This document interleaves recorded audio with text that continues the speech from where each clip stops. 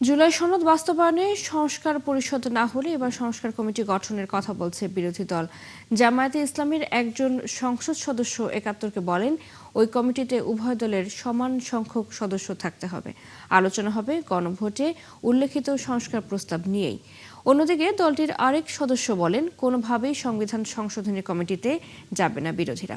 মোহন ইসলামের রিপোর্ট। এখন আমাদের সবার রাষ্ট্র সংস্কারের জন্য জুলাই সনদ প্রণয়ন করে অন্তর্বর্তী সরকার, যেখানে স্বাক্ষর করে বিএনপি, জামায়াত সহ ৩৩টি দল। আর সনদের বাস্তবায়নে গণভোটের আয়োজন করে ইউনূস সরকার। সেখানে সংসদের উচ্চকক্ষ গঠন, তত্ত্বাবধায়ক সরকার, রাষ্ট্রপতি ও প্রধানমন্ত্রীর ক্ষমতার ভারসাম্য, সংসদে নারী প্রতিনিধিত্ব বাড়ানো এবং সাংবিধানিক বিভিন্ন প্রতিষ্ঠানের নিয়োগ প্রক্রিয়া সহ বেশ কয়েকটি প্রস্তাবনা দেয়া হয়।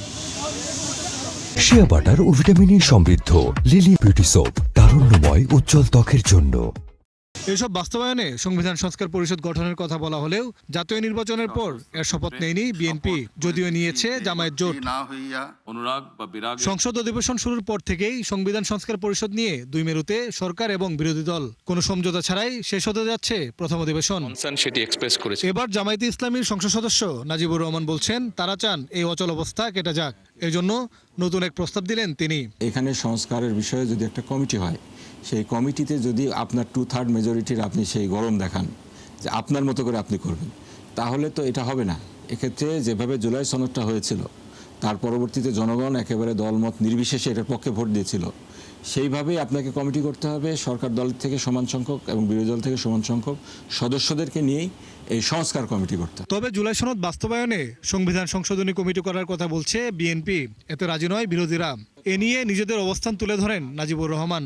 সংবিধান সংশোধন কমিটিতে যায়, ওনারা যে কমিটিতে করতেছেন সেখানেও তো ওনারা আমাদেরকে সমান সমান সুযোগ দিবেন না। ওনাদের মেজরিটি 2/3 মেজরিটি, সেই অনুযায়ী ওনাদের সদস্য ওনারা বন্টন করবেন।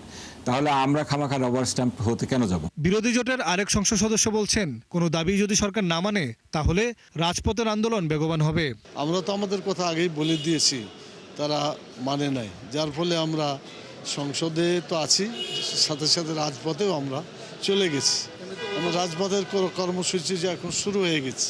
2/3 সংখ্যাগরিষ্ঠতা নিয়ে কোন পথে হাঁটে বিএনপি, সেদিকে তাকিয়ে বিরোধী দল। সকল সমস্যা সমাধানের কেন্দ্রবিন্দু হবে ইনশাআল্লাহ। মোহন ইসলাম, ৭১, ঢাকা।